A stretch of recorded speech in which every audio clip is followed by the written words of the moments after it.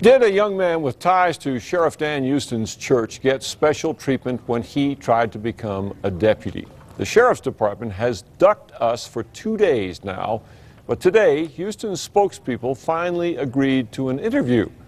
But their answers kept changing. Here's News 13's Alex Tomlin, who broke the story.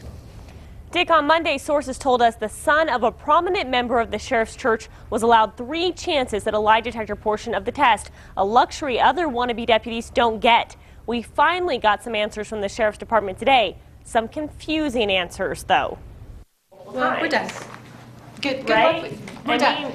Is that not correct? This is the sheriff's spokeswoman and attorney, Jennifer Vega Brown, at the end of our interview today. Since Monday, I've made constant requests to talk to someone about Kyle Schinberger, a member of Legacy Church. Sources claim Schinberger was given 3 chances to take a polygraph last fall. It's well known his dad is on the Board of Governors at the church, Board of Governors, and it's also well known that the sheriff is also a member of that church. Sources say polygraphers couldn't get a reading on Schinberger the first time because he was too nervous, which sources say is considered a fail.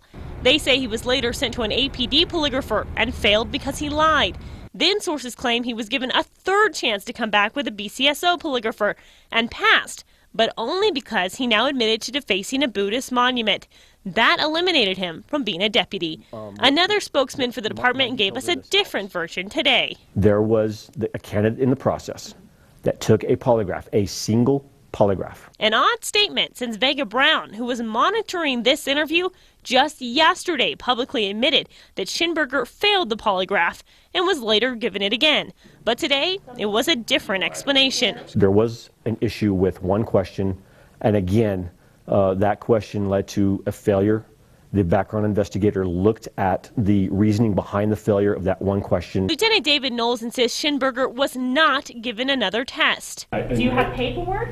No, not for disclosure right now, but what I can tell you this, absolutely, that there was one polygraph. But about an hour after this interview, Vega Brown admitted that Schinberger had been repolygraphed, claiming it was only so investigators could ask more questions about the portion of the test he originally failed.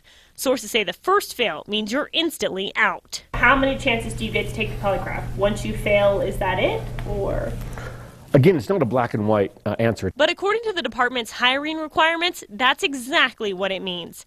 At the end of our interview today, Vega Brown, who has ignored my interview request for days, couldn't help herself and chimed in. The point was that your original story was completely incorrect. We're not going to give you your 3 polygraph tests that you first reported. I'm asking the question. No one in the room could answer specific questions I had about the test procedures. You have to go to the people who actually administer those tests. Well, is it possible to talk to them? No. And then I asked how many other people have gotten a second chance after failing the polygraph. You would be able to show who took the test multiple times. We're done. Good right? luck. We're done. Is that not correct? Vega Brown did stick around a bit longer, denying more of my requests for information and then telling me to fill out a public records request. I did. I'll let you know what happens, Dick. All right, Alex, but there is more. Later, Vega Brown sent a statement saying that BCSO will be changing its polygraph procedures, but would not say how or why.